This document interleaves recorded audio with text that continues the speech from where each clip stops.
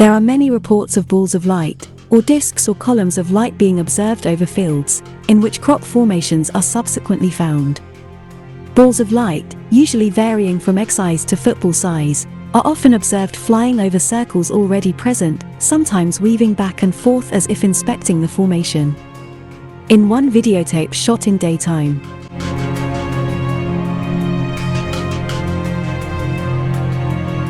on August 11, 1996, Mr. John Whaley claimed that he was ringing to report a new formation in the area of Oliver's Castle.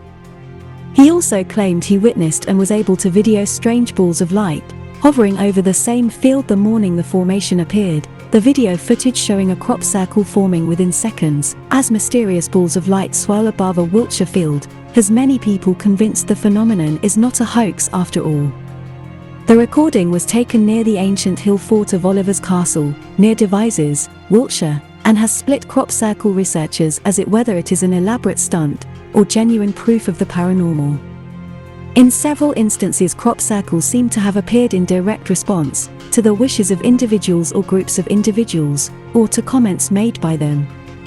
The forces or intelligences behind the phenomenon seem to be aware of or influenced by what certain people are saying, and thinking he was camping this night near Oliver's Castle, hoping to get some interpretation of crop circles, which spread widely at that time. Many of them appeared in the area where he camping. Suspicions it may not be real were aroused by the poor quality of the crop circle. The video was later looked at by investigators and field discrepancies were found on the video, suggesting at some point the video had been rendered as an animation sequence, according to Lee Winterson, a crop circle researcher involved in the case from the start. A private investigator was hired and John Whaley was discovered to actually be John Wabe, an employee of a Bristol animation studio. Mr. Wabe is even reported to have made a video confession that it was all a hoax filmed on location at Oliver's Castle. However, countless video editing experts have examined this footage and concluded that it must either be real or constructed by a team of experts with lots of time on their hands. Keeping in mind that he was in possession of this video and playing it in a pub merely hours after the crop circle had appeared in the field, there are also questioned the confession, and he may have been forced to do so. Some claimed that there was a video where John had confessed on camera that he had hoaxed the whole thing. Yet, after an exhaustive search, it turns out that no such confession video exists anywhere. To this day, no such confession video has ever been released. Taking into account the technology available at that time, how can this man do such a trick? Where he must first establish this crop circle in one night.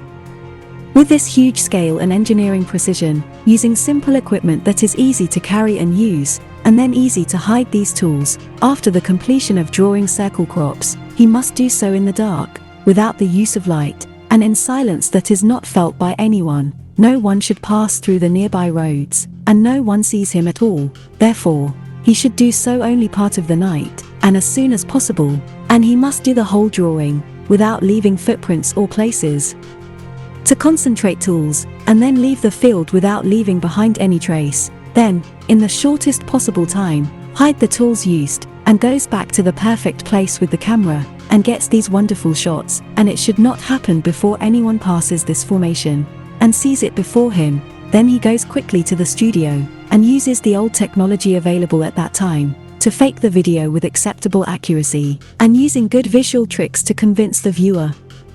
The second possibility is what the skeptics want to prove, that Mr. John Whaley was at camp on the hill near Oliver's Castle when he awoke in the morning.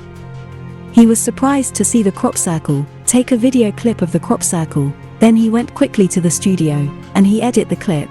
He added THR balls of light, and designed its movement using very limited technology, which was available at the time, and then he copied the video clip on an 8mm tape, to be able to view the footage. I will agree with this opinion, which confirms that Mr. John Whaley video was a hoax, provided they answer one question: if John Whaley had done this for fame, and that he got the video after the formation of the circle, who created it in the dark, and in a place very close to John Whaley camping site, without seeing him.